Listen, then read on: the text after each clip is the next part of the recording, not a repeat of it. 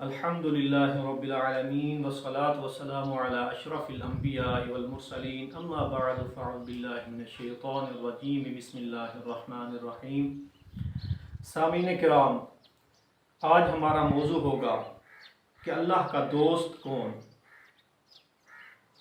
کہ وہ کیسا ہوگا، اس میں کون کون سی خوبیاں ہوں گی اور ہم کس طرح پہچانیں گے کہ یہ اللہ کا دوست ہے۔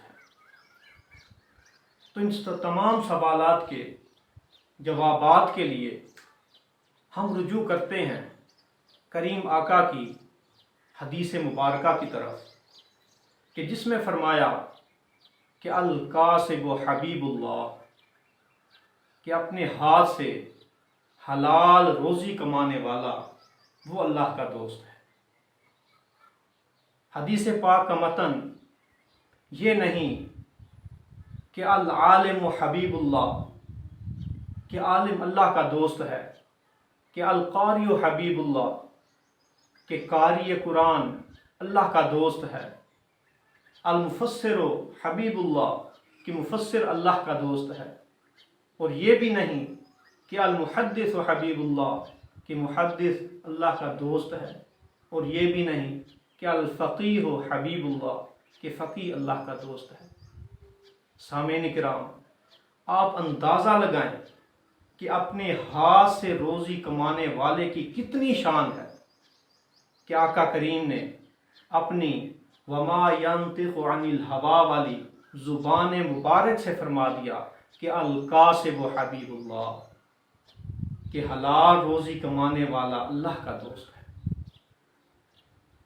اور جو حلال طریقے سے روزی کماتا اور کھلاتا ہے تو اس کی عمر میں برکت ہوتی ہے، اس کی ہر دعا قبول ہوتی ہے، اس کا چہرہ روشن ہوتا ہے، سینہ فراخ ہوتا ہے، ذہن اللہ رب العزت روشن فرما دیتا ہے، اس کی اولاد فرما بردار ہوتی ہے اور نسلوں میں برکت ہوتی ہے۔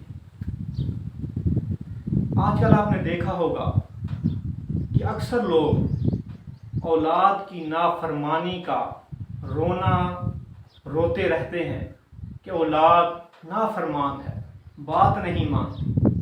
تو اس میں سب سے بڑی جو وجہ وہ روزی کا مشکوک ہونا ہے، کہ ہم اپنی اولاد کو ہر طرح کی سہولت دینا چاہتے ہیں، پھر اس میں یہ خیال نہیں کرتے کہ یہ حلال طریقے سے ہے یا حرام طریقے سے۔ پھر اس کی وبا، اس کی جو وبال ہوتا ہے وہ کس طرح پھیلتی ہے اور وبال کس طرح ہم پر آتا ہے کہ اولاد نافرمان ہو جاتی ہے، یہاں تک کہ آخری عمر میں وہ اپنی ماں باپ کو، اپنے سگے جو اس کے ماں باپ ہیں ان کو گھر سے نکال دیتے ہیں، در بدر کر دیتے ہیں، اور آخری عمر میں والدین کو رسوا ہونا پڑتا ہے۔ اگر ہم اپنی حلال کی روزی کمائیں، اولاد کو اس روزی سے پالیں، تو یہ ہو ہی نہیں سکتا کہ اولاد آپ کی فرما بردار نہ ہو اور آپ کو دھکے دے کر نکالے۔ تو ایک بزرگ جو کہ تحریک پاکستان اور استحکام پاکستان میں ان کی بڑی خدمات ہیں، ان کا ایک واقعہ ہے۔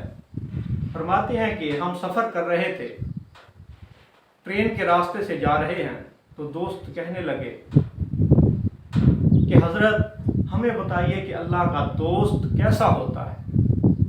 یہ باتیں جاری ہیں کہ اسٹیشن آ جاتا ہے، گاڑی رکی تو کلی قطار در قطار وہ بھاگتے آتے ہیں، لوگوں کا سامان ہاتھوں ہاتھ لے رہے ہیں۔ ہم نے ایک کلی کو دیکھا کہ بڑے پرسکون طریقے سے نماز ادا کر رہا ہے۔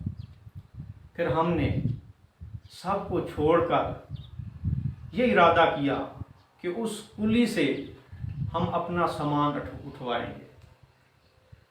ہم سب کے سب اس کے پاس پہنچ گئے اور کہا کہ ہمارا سامان اٹھائیے۔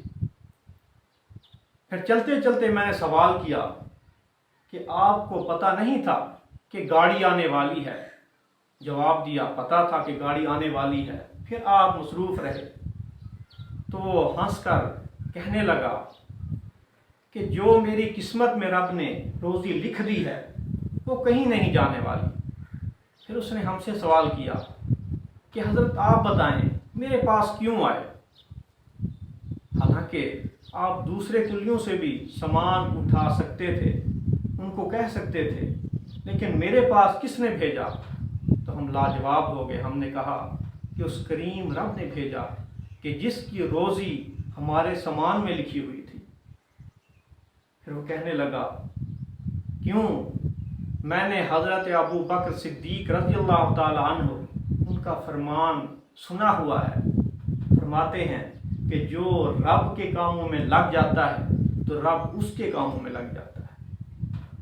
سبحان اللہ، ان کا توکل دیکھیے کہ ان کا توکل اتنے اعلیٰ درجے کا ہے کہ وہ ہر کام میں فاعل رب کی ذات کو دیکھتے ہیں۔